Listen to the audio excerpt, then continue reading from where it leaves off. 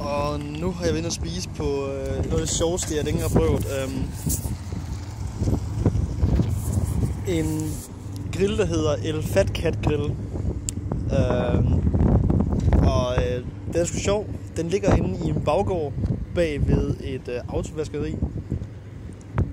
Og det er mexicansk mad med et twist. Det er mexikanere, der laver det, så alt er vel mexicansk, der laver, men det bliver lavet, som han har lyst til at lave det. Der er ikke nogen regler for det. Og normalt der er det her udtryk med, at det smagte godt, men jeg kunne lave det bedre selv. Tror jeg har fået fra Morten af.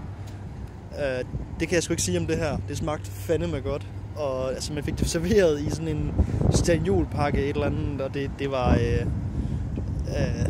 det smagte helt fantastisk. Jeg skal ned og spise igen en af dagene, og så billige penge. Så jo, jeg har fundet en af de der sjove madsteder på mit eventyr. Så El Fat Cat Grill. Hvis nogen nogensinde er Kennewick og er sulten, så google det. Det smager fantastisk. Det er det godt. Hej hej.